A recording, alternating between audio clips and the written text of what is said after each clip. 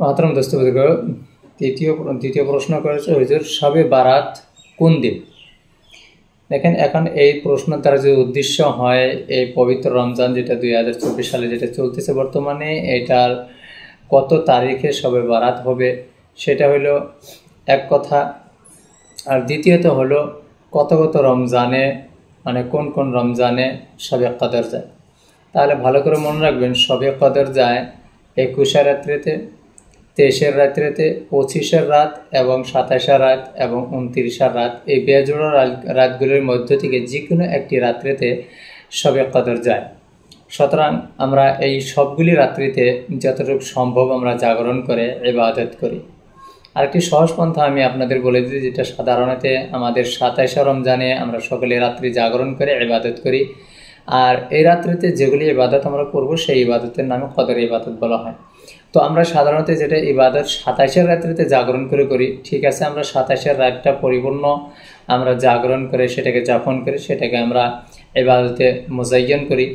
বাকি যেগুলো 21 রাত, 23 রাত, 25 রাত এবং 29 রাত, এই বাকি যে 4টি রাত আছে এই রাতগুলিতে তাহলে আমরা কি করি, যে কমসে কম ইশার নামাজ জামাত সহকারে পড়ে, তারাবি পড়ে, তারপর কোনো দুনিয়াবি গল্প আচার না করে, কোনো মোবাইল ইস্তেমাল না করে, সেরা জিকির করতে করতে দিনই কথা ভাবতে ভাবতে ঘুমিয়ে যাওয়া, আবার সেহরি খেয়ে সোজা মসজিদে চলে আসা এবং 2-4 রাকাত নফলে ইবাদত করা।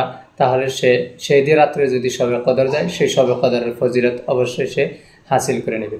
তো এইভাবে এই বাকি রাতগুলোতে 27 রাতটা পরিপূর্ণ জাগেন, আর বাকি রাতগুলোতে এই আমলটি করেন। ইশার নামাজ পড়ার পর, তারাবি পড়ার পর কোনো দুনিয়াবি গল্প করবেন না, দুনিয়াবি কোনো কাজকর্ম করবেন না, সিধা গিয়ে ঘুমিয়ে পড়বেন জিকিরের সাথে, মোবাইলও ব্যবহার করবেন না। তবে অবশ্যই শবে কদর আপনারা পেয়ে যাবেন এবং 27 রাতকে পরিপূর্ণ জাগরণ করবেন। আর একটি কথা মনে রাখবেন, কদরের কিছুগুলো মানুষ বলেন যে সলাতুল কদর নামক কোনো ইবাদত আছে নাকি? দেখেন, সলাতুল কদর নামক কোনো ইবাদত নাই।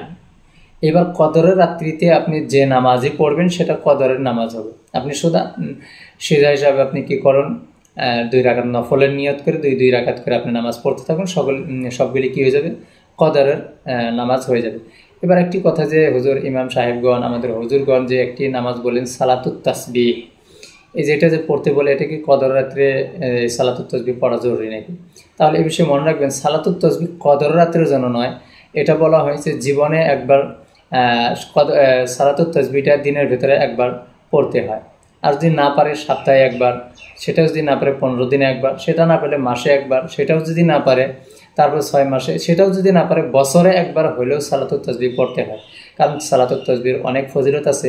আল্লাহ তাবারক ওয়া তাআলা তার বিগত জিন্দেগির গুনাহ সময় মাফ করে দেয়। সুতরাং সালাতুত তাসবিহ যেটা সাধারণত আমাদের কদর রাত্রে আমাদের পড়াইতে দেয়, সারা বছর যেহেতু আমরা পড়ি না, সুতরাং কদর রাত্রিতে সেটা আমরা পড়তেছি। এটা কদর রাত্রি পড়তে হবে এই হিসাবে পড়ায় না যে জীবনে একবারও পড়া হয় না। সুতরাং আজকের নিয়মটি বলে দিয়ে কমসে কম পড়াইয়া দেওয়া হয়। তো ওই জায়গায় পড়বেন এবং সেটা বাড়িতে নিজেও পড়ার একটা আদর ডালবেন। জরুরি না যে আপনাদের কদর রাত্রেই সালাতুত তাসবিহ পড়তে হবে, তবে পড়ে নেওয়াটা ভালো। সেটা একটা সুন্দর একটি রাত্রি। আর শবে কদরটি পরিপূর্ণ রাত জাগাটা, এটা সুন্নাত, এটা হাদিসের দ্বারা পাওয়া যায়। রাসূলুল্লাহ সাল্লাল্লাহু আলাইহি ওয়াসাল্লাম উনি নিজে মসজিদে নববীর ভিতরে এতেকাফে বসতেন, আর সেই জায়গাতে উনি শবে কদরকে যাপন করতেন। যেহেতু উনি এতেকাফে থাকতেন, সুতরাং সেই জায়গায় মসজিদে ইবাদত করতেন। তো সারাটি রাত জাগরণ করা শবে কদরে, এটা তো সুন্নাত হিসাবে হযরত মাওলানা সাঈদ আহমদ পালনকরী সাহেব দামাতে বরকাতুহু রাহমাতুল্লাহি আলাইহি উনি এটা লিখেছেন। আমি এটা শুনলাম হযরত মাওলানা মুফতি সাইফুল ইসলাম সাহেব দামাতে বরকাতুহু আলিয়ার মুখে। উনি বললেন যে এটা উনি কিতাবের ভিতরে লিখেছেন যে শবে কদরটি এটা পরিপূর্ণ রাত জাগা সুন্নত, কিন্তু শবে বারাতটি পরিপূর্ণ রাত জাগা সুন্নত নয়। তবে কেউ যদি শবে বারাতেও পরিপূর্ণ রাত জাগে, সে অবশ্যই সওয়াব পাবে। এটা কেউ কাউকে কোনো প্রশ্ন করতে পারবে না, কেন জাগলে না, কেন কিছু করলে না। কেউ যদি নিজ ইচ্ছায় বাড়ি জাগতেছে নিজের বাড়িতে, তাহলে খুব ভালো। কিন্তু শবে কদরটি এটা বাড়িতে এবং মসজিদে 2 জায়গায় সে জাগরণ করতে পারে। তো বুঝে গেলেন যে শবে কদরের ভেতরে বাধা কোনো ইবাদত নেই, আপনি যে কোনো ইবাদত করতে পারেন। তবে আমি একটি পরামর্শ এটাই দিব, আপনাদের বিগত জিন্দেগির যেগুলো কাজা নামাজ আছে, যেমন বহুতগুলো ফরজ নামাজ কাজা আছে, সেই উমরি কাজাগুলি আপনারা আদায় করেন। নিয়ত উমরি কাজা কীভাবে করবেন? সাধারণত এইভাবে উমরি কাজার নিয়ত করবেন, আমার জিন্দেগির প্রথম ফজরের নামাজ যেটা কাজা হয়েছে সেটা আমি আদায় করতেছি। আমার জিন্দগির প্রথম জোহরের নামাজ যেটা কাজা হয়েছে সেটা আমি আদায় করতেছি। আমার জিন্দগির প্রথম আসরের নামাজ যেটা কাজা হয়েছে সেটা আমি আদায় করতেছি। আমার জিন্দগির প্রথম মাগরিবের নামাজ যেটা কাজা হয়েছে সেটা আমি আদায় করতেছি। আমার জিন্দগির প্রথম ঈশার নামাজ যেটা কাজা হয়েছে সেটা আমি আদায় করতেছি। আমার জিন্দগির প্রথম ভিতর নামাজ যেটা কাজা হয়েছে সেটা আমি আদায় করতেছি। এইভাবে প্রত্যেকবার প্রথমই বলতে হবে। যেটা আপনি কাজা আদায় করলেন সেটা তো আদায় হয়ে গেল, আর কাজা থাকলো না সেটা। এইভাবে আপনার বারবার প্রথম, আমার জিন্দগির প্রথম ফজর নামাজ, আবার আমার জিন্দগির প্রথম ফজর নামাজ, আবার যা আদায় করবেন আমার জিন্দগির প্রথম ফজর নামাজ, আবার যা আদায় করবেন আমার জিন্দগির প্রথম ফজর নামাজ যেটা ফত হয়েছে। তো এইভাবে উমরি কাজার নিয়ত করবেন। যে কোনো ওয়াক্তের নামাজ আদায় করবেন আপনি কাজা, খালি প্রথমে যেটা আপনি কাজা আদায় করলেন সেটা আদায় হয়ে গেল, সেটা আর কাজা থাকলো না। সুতরাং যেটাই কাজা হয়েছে সেটা এখন প্রথম কাজা যেটা, এইভাবে উমরি কাজাগুলো আদায় করবেন।